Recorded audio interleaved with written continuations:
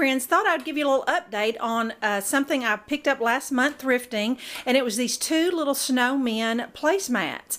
And I think I mentioned then that I was going to make these into some throw pillows for the winter. And I tell you, the trick to finding these placemats that you can make into throw pillows is if you can pull the front and back apart.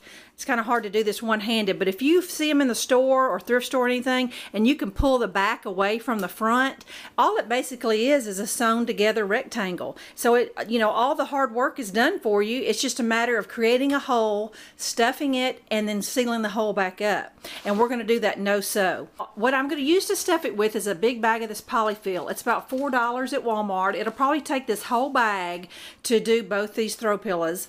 And then you're going to need a seam ripper and then a roll of this iron-on hem tape. This is great for little no-sew projects. It's just super quick. You know, my throw pillows don't get a lot of rough housing or wear and tear, so this will be perfectly fine. Now, if you've got kids and whatnot, you might want to do a few stitches, but this is certainly the way to go since I'm only going to be displaying them for about a month. I'm going to take my seam ripper and I'm going to find my seam on the back, and I'll show you what it looks like when I get through cutting about 2 inches of that seam. I want to give you a real good close-up. Now, I know your placemat baby made a little different than mine, but regardless of how it's made, it will have some kind of seam there, but what's important is that you not cut the fabric.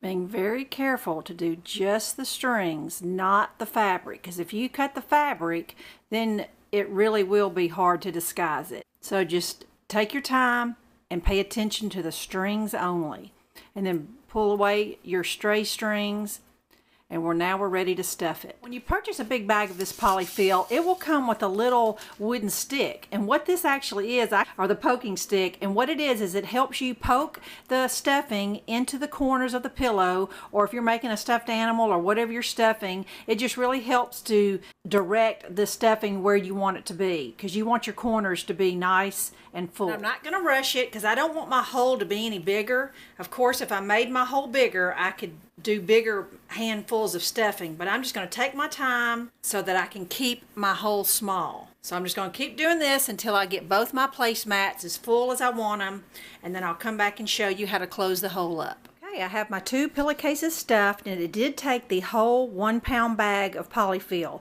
Just so you know, for 2 placemats, you're going to need the whole bag. Close my hole up. I just took my hem tape. It tears off really easy, and I measured it the length I needed, and I'm going to sandwich it in between those 2 pieces of fabric without any poking out, because you don't want this adhesive tape to touch your iron, because it'll stick to your iron. But so you're basically just gluing these 2 pieces of fabric back together.